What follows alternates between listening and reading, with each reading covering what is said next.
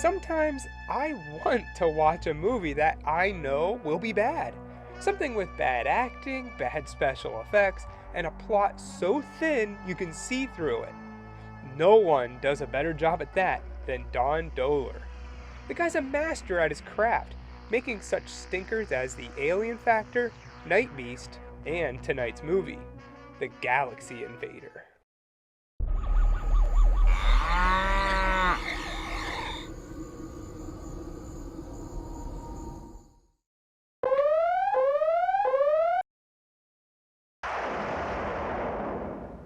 It opens up with a ship crashing to Earth. For the credits, it looks like they just filmed a TV with all the names on it, and the camera backed up slowly. The music's pretty banging though. After all that, we see the ship fly over a car, which stalls it out. This guy David gets out and takes a look, and he sees the ship crash into the woods. Then there's a POV shot of the creature walking around, and by the sound of it, it's Darth Vader. The only thing David can think to do is to call an old professor of his, Dr. Tracy, and tell him about it. It seems like Tracy has a fascination with aliens and UFOs, so he immediately jumps on the chance to see one in real life. The only problem is he's about 6 hours away, so it's gonna take a while for them to meet up. Now we meet the Montague family, sitting around eating breakfast, and they seem like they all hate each other. Joe, the father, seems to be the biggest jerk of them all, yelling at him for really no reason and not approving of the girl's boyfriend. Just dumb stuff like that. Anyway, after yelling at his oldest daughter, Carol, for a little bit, she runs off and he decides enough is enough, and he's gonna shoot her. My goodness, that's a little harsh, don't you think? Joe chases Carol into the woods, with JJ following after to try to defuse the situation.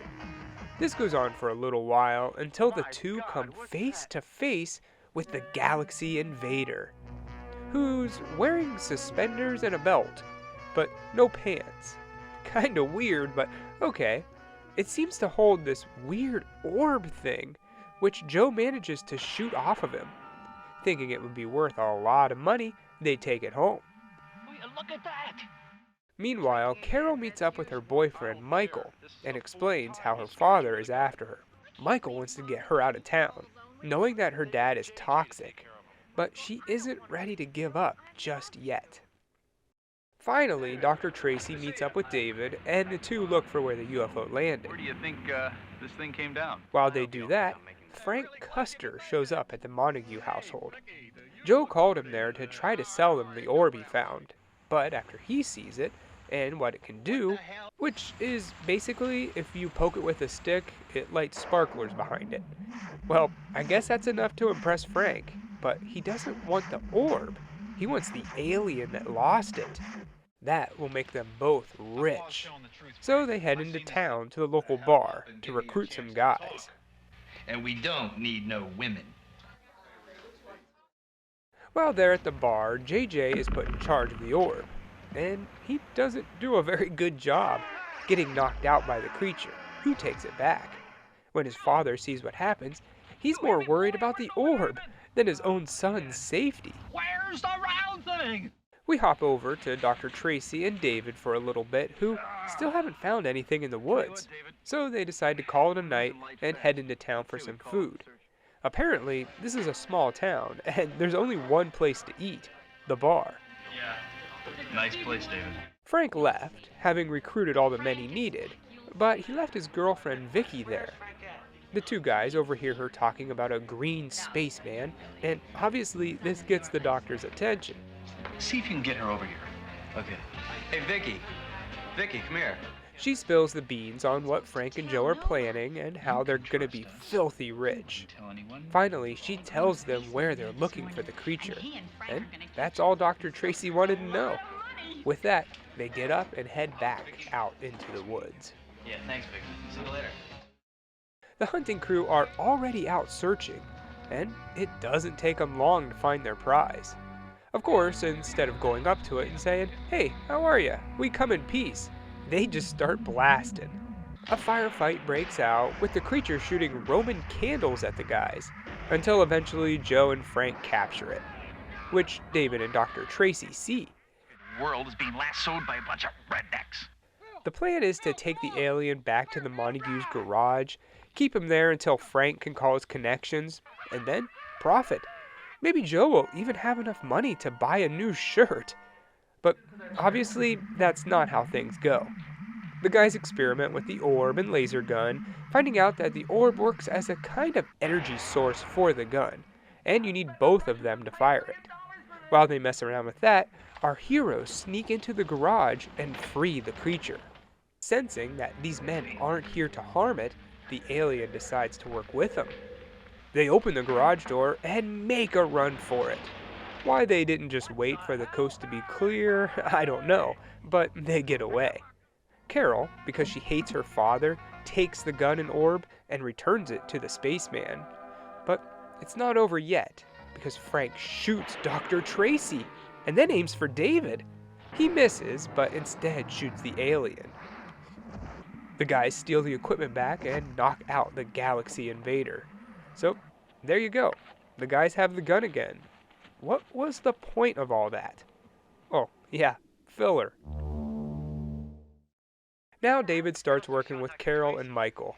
They explain everything to him, and he's just like, "Oh, okay, yeah, green spaceman? Yep, laser gun?" When in reality, he would have just locked the two of them up. Well, together they all come up with a plan. The entire Montague family hates their dad. So, they're all going to team up, steal the alien's gun from Joe, and then skip town, leaving him. At first, their plan seems like it's going to work. They get the orb and the gun and make it to the woods. But Joe wakes up. Furious, he chases after him with his shotgun. He backs everyone up against a cliff, and I guess they forgot that they had a laser gun. I mean, just shoot him and be done with this. Well, they don't. In fact, they do the opposite and hand it over to him. Just then, the alien shows up to save the family. But he fails, and Joe shoots and kills the creature. Upset over this, Michael finally grows a pair and starts beating up Joe. Which honestly shouldn't be much of a fight. He's a skinny old man, but I guess he can really handle himself. The rest of the family just watches. Good idea, don't help out or anything. Well, eventually Joe is strangling Michael to death, and it's Ethel, his own wife, that finally has had enough, and she hits him so hard, he turns into a rag doll and falls over the cliff.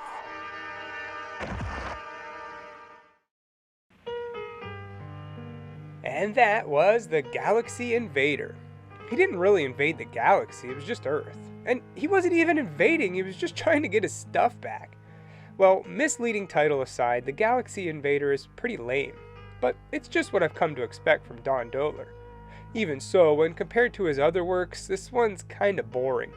It took me something like 4 hours to get through it because I just kept pausing to get up and do other stuff and then coming back to it. I personally liked the campy alien suit, although it looked even cheaper than something off the set of a 70s Doctor Who episode. It was nice to see some returning actors from other Dohler movies, even if they can't act. The story was a repeat of Night Beast, just with a nicer alien, and Galaxy Invader has the same look and feel of that movie. I really wouldn't consider it so bad it's good though, but rather something you would just find flipping through channels late at night. You might see a laser blast go off, and then you'd catch a peek of the alien, and then you'd probably decide to just fall asleep watching it. I give the Galaxy Invader 1 white orb out of 4. Can I get a vodka martini shaken not stirred on the rocks with a twist of lime? No. How about a beer? Sure can.